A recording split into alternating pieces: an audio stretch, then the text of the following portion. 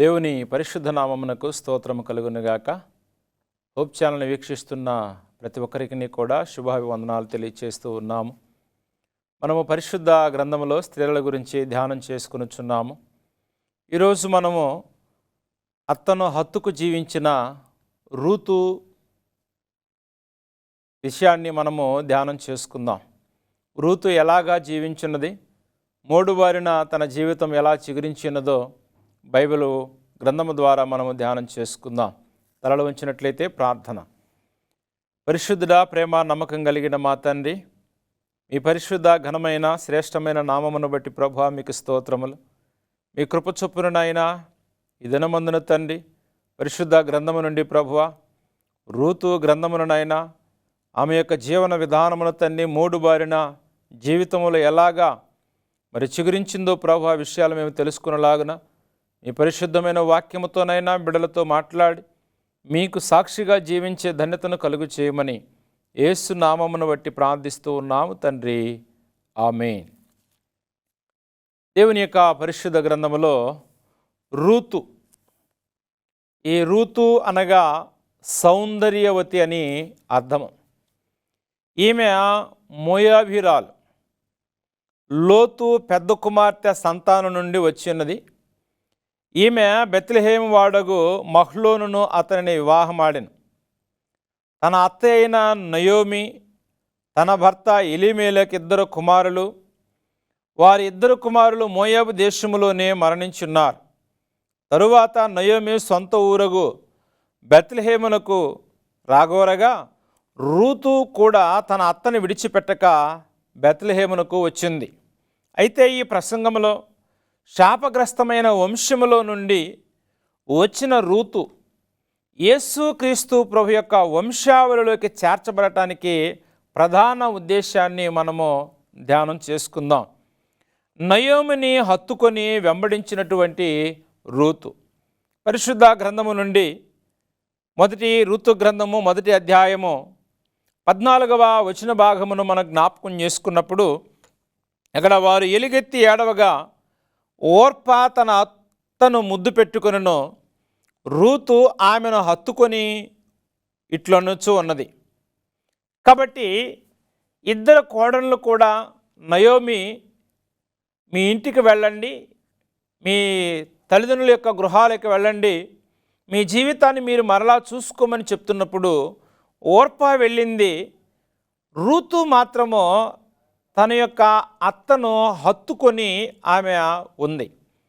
ఎందుకంటే ఇక్కడ ఈ మోయాబు దేశంలో భర్తను కోల్పోయి ఒంటరిగా ఉన్న రూతు ఇశ్రాయేలు దేవుణ్ణి ప్రేమించడానికి తన స్వజాతితో ఉన్న సంబంధములను ఆచారం త్రోసివేసి బెత్లెహేమునకు తన అత్తతో కలిసి వచ్చినటువంటి ఉత్తమ స్త్రీగా ఈమె పేర్కొనబడి ఉంది. రూతునకు తన అత్తను ఒంటరిగా విడిచిపెట్టడం ఇష్టం లేదు.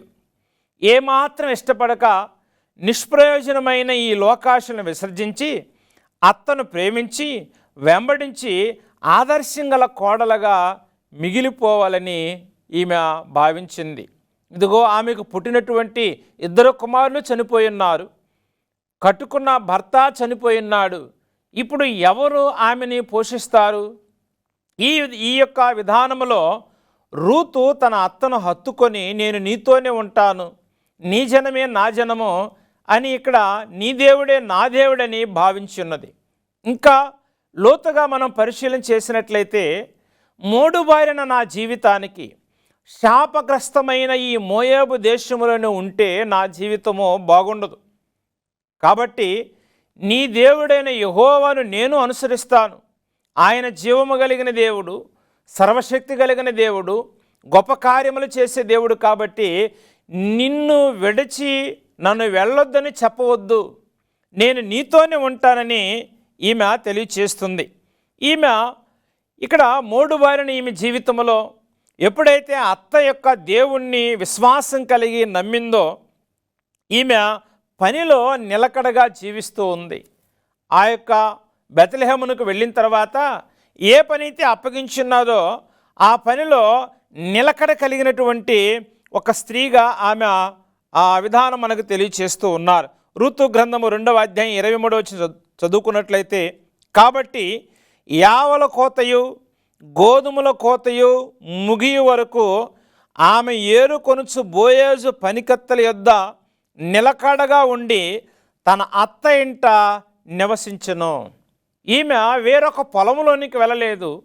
ఎక్కడైతే తన అత్త వెళ్ళమని పని చేయమని చెప్పిందో అక్కడే నిలకడగా ఈమె జీవిస్తూ ఉంది. అక్కడే తన పనిని కొనసాగిస్తూ ఉంది. నయోమి వృద్ధాప్యము నుండి పనిచేయలేని స్థితిలో ఉండగా కోడలైన రూతే తానే స్వయంగా పనిచేసి తన పోషణ, తన అత్త పోషణ కొరకు పరిగ ఏరుకొనుటకు పొలములోనికి ఈమె వెళ్ళింది. అక్కడే నిలకడగా ఉండి పనిచేస్తూ ఉంది. ఈమె నిలకడైన జీవితాన్ని మనము ఆలోచించాలి. కాబట్టి ఈనాటి క్రైస్తవ విధానములో ఎవరైతే ఉన్నారో, ఒకవేళ నీవు నీ భర్తను కోల్పోయిన విధానములో నీవు ఉన్నావేమో, నీకు కావలసింది నిలకడైన జీవితం కావాలి. అందుకని బైబిల్ మనకు చెప్తుంది, సామెతలు 31వ అధ్యాయం 27వ వచనంలో, పని చేయకుండా భోజనము చేయదు. గుణవతైనటువంటి స్త్రీ బట్టి పని చేయకుండా భోజనము చేయదంట. చేతులతో బలముగా పని చేయను, నడికట్టి కట్టుకొని పని చేయను. కాబట్టి ఇక్కడ పని అనేది క్రైస్తవ బిడ్డలకి చాలా ప్రాముఖ్యము. అందుకనే కష్టపడి పనిచేసి వారి జీవనాన్ని, వారి పోషణను కొనసాగిస్తూ ఉన్నారు. ఇక్కడ నయోమి చెప్పినట్లు చేస్తున్నది ఈ రూతు. ఏదైతే నయోమి చెప్తుందో, ఎక్కడికైతే వెళ్ళమంటుందో, ఏ పని అయితే చేయమంటుందో, ఎవరి యొక్క విధానములో మార్గములు వెళ్ళమని చెప్తుందో, అది తూచా తప్పకుండా చెప్పింది చెప్పినట్లు పాటిస్తూ ఉంది. ఇక్కడ తన అత్త వలన దేవుణ్ణి గుర్తెరిగి తన స్వదేశమును విడిచిన తరువాత రూతు తన అత్త ఆజ్ఞాపించినదంతయు కూడా ఎదురు ప్రశ్నలు వేయకుండా ఆమె చేస్తూ ఉంది. 3వ అధ్యాయం 6వ వచనం చదువుకున్నట్లయితే, ఆ కళ్ళము నొద్దకు పోయి తన అత్త ఆజ్ఞాపించినదంతయో చేసెను. ఏదైతే చెప్తూ ఉందో అత్త, అదంతయు కూడా ఈమె చేస్తూ ఉంది. కాబట్టి సత్ప్రవర్తనలో ఈమె కొనియాడబడినటువంటిది రూతు. మంచి ప్రవర్తన కలిగిందని చెప్తూ ఉన్నారు. 3వ అధ్యాయం 10వ వచనములో, నా కుమారి, యెహోవా చేత నీవు దీవెన నొందిన దానవు, కొద్దివారి అని గొప్పవారినే గాని యవనస్తులు నీవు వెంబడింపక ఉండుట వలన నీ మునుపటి సత్ప్రవర్తన కంటే వెనుకటి సత్ప్రవర్తన మరి ఎక్కువైంది. ఇక్కడ సత్ప్రవర్తన కలిగి ఈమె జీవిస్తూ ఉంది. ఏదైతే చెప్తూ ఉందో, ఏదైతే వింటూ ఉందో, అత్త చెప్పినదంతా కూడా సత్ప్రవర్తన కలిగి ఉంది. ఎక్కడా కూడా వేరే ఆలోచనకు వెళ్ళలేదు. యవన కాలంలో ఉన్న ఈ యొక్క రూతు వేరు వేరు విధానంలోకి వెళ్ళలేదు కానీ సత్ప్రవర్తన కలిగి ఉంది. ఈనాటి క్రైస్తవ జీవితంలో అత్తను ప్రేమించట్లోను, పనిలో నమ్మకత్వం కలిగి జీవించటంలోను, మాదిరికరమైన జీవితాన్ని జీవించడంలోనూ బోయాజు గ్రహించి ఈమె సత్ప్రవర్తనని ఇక్కడ కొనియాడబడుతూ ఉన్నాడు. ఎందుకంటే బోయాజు కొనియాడబడటమే కాకుండా ఇక్కడ ఆమె దేవుని దృష్టిలో యోగ్యమైన ప్రవర్తన కలిగి ఉంది. నీ కార్యముల చేతనే దేవుని ఘనపరిచినట్లయితే నీ అక్కరలు కూడా దేవుడు తీరుస్తాడు. కాబట్టి ఇక్కడ ఈ మోయాబు నుంచి వీరిద్దరూ కూడా బెత్లెహేమునకు వచ్చినప్పుడు రూతుని చాలామంది ఆశ్చర్యంగా చూస్తున్నారు. అయ్యో, వీని యొక్క ఎప్పుడైతే ఆ దేశం నుంచి వచ్చింది, ఇక్కడ వివాహం చేసుకున్న ఈ కుమారుణ్ణి ఆమె ద్వారా చనిపోయింది, ఈమె ద్వారా శాపం వస్తుందేమో, ఈమె ద్వారా కీడు వస్తుందేమో, ఈమె ద్వారా మనకు కూడా మేలు జరగకుండా పోతుందని ఆయన సమీప బంధువు కూడా వారిని కష్టాల నుంచి విడిపించడానికి ఇష్టపడలేదు. కారణం ఏంటంటే ఈమె నష్టజాతకురాలని భావించున్నారు. కానీ దేవుని యొక్క విధానములో ఈమె నమ్రత కలిగి ఉంది. మోయాబు దేశములో రాజకుమార్తె అయినప్పటికీ కూడా, మోయాబు దేశములో సంపన్న కుటుంబంలో జన్మించినప్పటికీ కూడా, ఆమెకు అన్ని ఆర్భాటములు ఉన్నప్పటికీ కూడా దేవుణ్ణి నమ్మి తన అత్తకు విధేయత చూపి, తన అత్తకు పరిచారం చేస్తూ, తన అత్తకు లోబడి జీవిస్తూ ఎంతగా నమ్రత కలిగి ఉందో ఈ విషయాలన్నీ కూడా బోయాజు గమనిస్తూ ఉన్నాడు. నేను మంచి వంశములో జన్మించున్నాను, సంపన్నమైన స్థితిలో ఉన్నాను, నీ దేవుడు నువ్వు నాకు అక్కర్లేదని విడిచిపెట్టలేదు. కానీ ఆమె తగ్గింపు స్వభావం కలిగి, దీనత్వం కలిగి ఉంది. అందుకని ఇక్కడ ఈమె యొక్క విశ్వాస జీవితాన్ని మనం జ్ఞాపకం చేసుకున్నట్లయితే ఈమె యెహోవా రెక్కల క్రిందకి వచ్చిందండి. దేవుని యొక్క రెక్కల క్రిందకి ఈమె వచ్చిందని బైబిల్ మనకు తెలియజేస్తుంది. 2వ అధ్యాయము 11వ వచనం 12వ వచనం మనం జ్ఞాపకం చేసుకున్నట్లయితే, నీవు నీ తల్లిదండ్రులను నీ జన్మభూమిని విడిచి ఇంతవరకు నీవు ఎరుగని జనమునొద్దకు వచ్చితివి. యెహోవా నీవు చేసిన దానికి ప్రతిఫలమిచ్చును. ఇశ్రాయేలు దేవుడైన యెహోవా రెక్కల క్రింద సురక్షితముగా ఉన్నట్లు నీవు వచ్చితివి. దేవుని యొక్క రెక్కల క్రింద సురక్షితంగా బ్రతకడానికి నీవు వచ్చావు. ఆయనే నీకు సంపూర్ణమైన బహుమానము ఇచ్చునుగాక. ఎలా ఈమె ఋతు జీవితమో ఆమె విధానం మార్చబడిందో జ్ఞాపకం చేసుకోండి.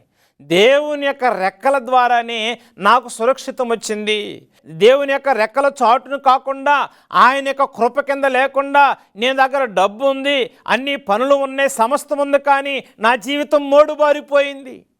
ఇప్పుడు నా జీవితాన్ని బాగు చేయగలిగిన వ్యక్తి, నాకు సురక్షితమైనటువంటి జీవితాన్ని ఇవ్వగలిగిన వ్యక్తి, నన్ను నా యొక్క విధానంలో సంతోషాన్ని ఇవ్వగలిగిన వ్యక్తి దేవుడే అని ఈమె రూతు గుర్తించి ఉన్నది. అందుకనే దేవుని యొక్క రెక్కల క్రిందకి ఈమె వచ్చింది. ఆమె విధేయత చూపుతుంది. 2వ అధ్యాయం 2వ వచనములో చాలా విధేయత, నమ్రత కలిగి ఉందండి. తగ్గింపు జీవితం కలిగి ఉంది. సాగిలపడి నమస్కారం అక్కడ చేస్తూ ఉంది. అందుకు 2వ అధ్యాయం 10వ వచనములో, అందుకు ఆమె సాగిలపడి తల వంచుకొని, ఏమీ తెలిసి పరదేశమైన నాయందు లక్ష్యముచ్చినట్లు నీకు కటాక్షము కలిగునని చెప్పగా, బోయేజు, నీ పెనిమిటి మరణమైన తర్వాత నీవు నీ అత్తకు చేసినదంతయు నాకు తెలుపబడెను. ఆమెను బట్టి గొప్పగా గర్వంగా బోయేజు మాట్లాడుతూ ఉన్నాడు. ఎవరండి?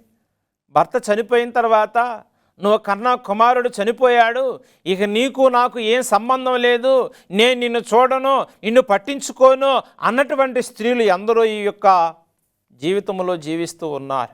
కానీ రూతు భర్త చనిపోయిన ఇంకొక అవకాశం లేదు. ఆమె రక్త సంబంధం కలిగినటువంటి ఒక కుమారుడు కూడా వారికి లేరు. కానీ అత్తని విడిచిపెట్టలేదు. ఇక్కడ అత్తని విడిచిపెట్టకపోవటానికి కారణం ఏంటంటే, అత్త నమ్మిన దేవుడు గొప్పవాడు, సంరక్షించే దేవుడు, కాపాడే దేవుడు, జాలి కలిగిన దేవుడు, మేలు చేసే దేవుడు, మోడుబారిన జీవితాలకు చిగురునిచ్చే దేవుడని ఆమె గుర్తించి దేవుని యొక్క రెక్కల క్రిందకు వచ్చి నిలకడగా జీవిస్తుంది. ఆమె సరైన నిర్ణయం తీసుకుందండి. పరిశుద్ధ గ్రంథాన్ని మనం జ్ఞాపకం చేసుకున్నట్లయితే, ఆ పరిశుద్ధ గ్రంథము నుండి 1వ అధ్యాయం 15వ వచనం మనం జ్ఞాపకం చేసుకున్నట్లయితే, ఇదిగో నీ తోడి కోడలు తన జనుల యొద్దకు తన దేవుని యొద్దకు తిరిగిపోయినదే, నీవు నీ తోడి కోడలు వెంబడి వెళ్ళమనెను. అందుకు రూతు, నా వెంబడి రావద్దు, నన్ను విడిచిపెట్టవద్దని నన్ను బ్రతిమాలవద్దు, నీవు వెళ్ళు చోటుకు నేను వచ్చేదను, నీవు నివసించు చోటే నేను నివసించదనని, నీ జనమే నా జనము, నీ దేవుడే నా దేవుడు, మరణము మనలను ఎడబాపు వడకు కూడా నీ నుంచి నన్ను ఎవ్వరు దూరం చేయలేరు. అంటే సరైన నిర్ణయం తీసుకుంది జీవితంలో. నిజమండి, నీ జీవితంలో ఎలాంటి కష్టాలు పడుతున్నావు, ఎలాంటి బాధలు అనుభవిస్తున్నావు, భర్తను కోల్పోయి ఉన్నావేమో, బిడ్డలు చిన్నవారై ఉన్నారేమో, అసలు నీకు బిడ్డలే లేరేమో, కానీ భర్తను సమస్తాన్ని కోల్పోయిన తర్వాత నీ జీవితం ఏమైపోతుందని నీవు ఆలోచన కలిగి ఉన్నావేమో. ఒకవేళ నాకు ఎవ్వరు లేరు, నా జీవితం ఎందుకు ఇలా అయిపోయిందా, నేను ఎవరి కోసం బ్రతకాలి, నేను ఎందుకు బ్రతకాలని నీకు నీవుగా ఆత్మహత్య చేసుకునే విధానంలో కూడా నీవు ఉన్నావేమో. కానీ సంపన్న కుటుంబంలో జన్మించినటువంటి రూతు దేవుని యొక్క విధానంలో సరైనటువంటి నిర్ణయం తీసుకొని తన జీవితాన్ని దేవుని యొద్ద మలుచుకుంది. సరైన నిర్ణయం నీకు కావాలి. నీ విధానంలో మనుషులు యవ్వన కాలంలో ఉన్నప్పుడు భర్త కోల్పోయిన తర్వాత వేరు ఆలోచన కలిగి ఉన్నారు, కానీ ఈమె సరైన నిర్ణయం తీసుకుంది. ప్రేమ కలిగిన స్త్రీ అండి. ప్రేమ కలిగిన స్త్రీ అని బైబిల్ మనకు చెప్తూ ఉంది. ఆ 2వ అధ్యాయం 14వ వచనములో, భోజన కాలమున నీవిక్కడికి వచ్చి భోజనము చేసి చెరకులో నీ ముక్కు ముంచి తినమని ఆమెతో అనగా, చేను కోయువారి యొద్ద ఆమె కూర్చుండెను. అతడు ఆమెకు చాలా పేలాలు అందేగా ఆమె తిని తృప్తి పొంది కొన్ని మిగిల్చి ఉన్నది. ఆమె తినింది, కొన్ని మిగిల్చి ఇంటి యొద్ద ఉన్న తన అత్తకు వాటిని తీసుకుని వెళ్తుంది.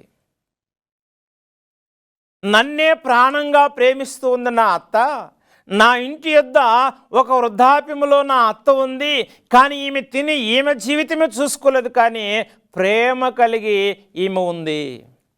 ప్రియమైన దేవుని బిడ్డలారా, అలాంటి ప్రేమ నీలో ఉందా?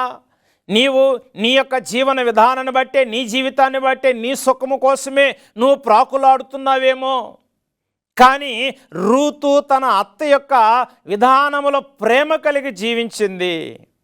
ఎప్పుడు కూడా తన పరిధి దాటకుండా బ్రతికిందంట. ఎంతైతే పరిధి, ఎక్కడికి వెళ్ళాలో, ఎక్కడికి ఏ పొలంలోనికి ఏరుకొని వెళ్ళాలో, ఏ పొలంలోనికి పని చేయమని చెప్పిందో ఆ పరిధి దాటి ఆమె బయటకు వెళ్ళలేదు. ఎందుకని? ఆమెకి అప్పటికే కొందరు పరిచయం ఉండవచ్చు, ఆమెకే అప్పటికే కొందరు ఆమెతో మాట్లాడి సంభాషణ చేయవచ్చు, కానీ దేవుని యందు విశ్వాసం కలిగిన స్త్రీ ప్రభువుని నమ్ముకొని వచ్చింది కాబట్టి, ఇక నీ దేవుడే నా దేవుడు, నీ జనమే నా జనమన్న ఆలోచనతో ఉంది కాబట్టి ఆమె తన పరిధి దాటకుండా అక్కడే జీవించింది.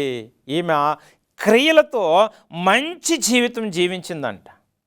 క్రియలు ప్రతి విధానంలో, అతను ప్రేమించే విధానంలో, సమాజంలో మనుషుల దగ్గర ఉండే విధానంలో, అన్ని విషయాల్లో కూడా ఆమె ఆ క్రియలతో కూడినటువంటి విధానము తెలియపరచబడింది.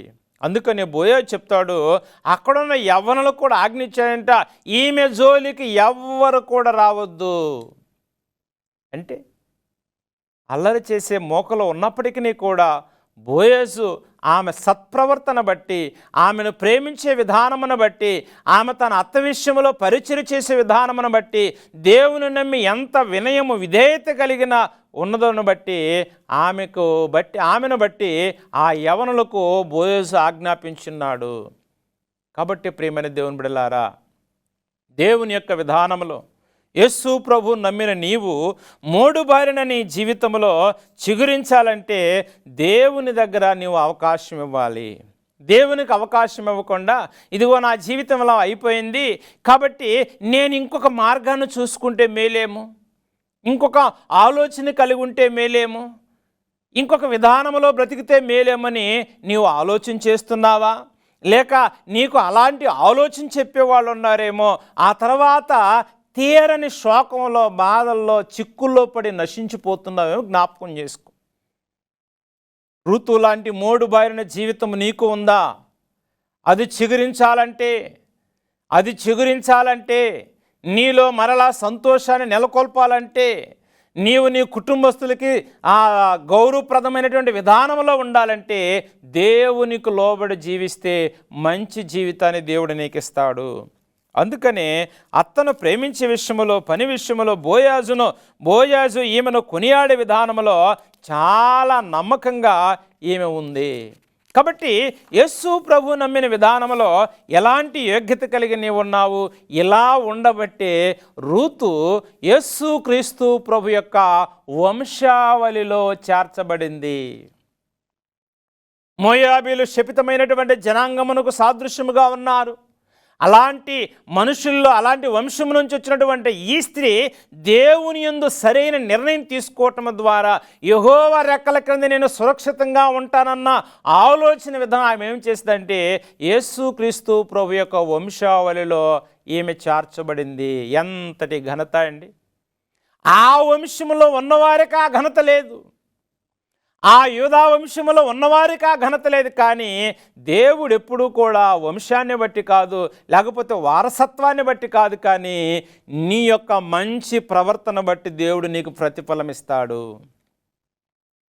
నీవు చిన్ననాటి నుంచే చాలా భక్తిపరులుగా నీవు కనిపిస్తూ ఉన్నావేమో, భక్తి లేకుండా మేమే ప్రాధాన్యత, మాకే ప్రాధాన్యత కావాలని అనుకున్నావేమో, కానీ నీ మనసులో, నీ ఆలోచనలో సత్ప్రవర్తన లేకుండా ఎలాగ దేవుడు నిన్ను హెచ్చిస్తాడు? ఇక్కడ రూతు హెచ్చించబడిందంటే కారణము, యెహోవా రెక్కల క్రింద నాకు క్షేమము దొరుకుతుందని ఆమె భావించింది.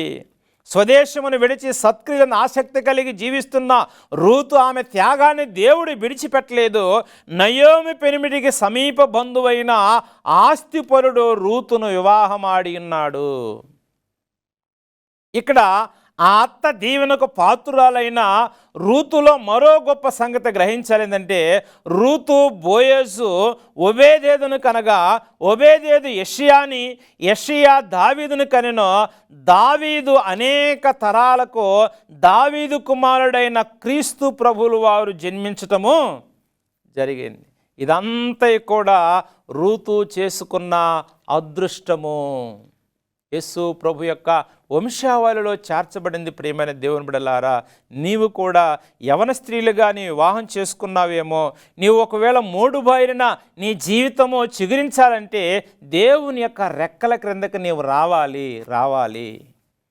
దేవునికి అసాధ్యమైనది ఏదీ లేదు.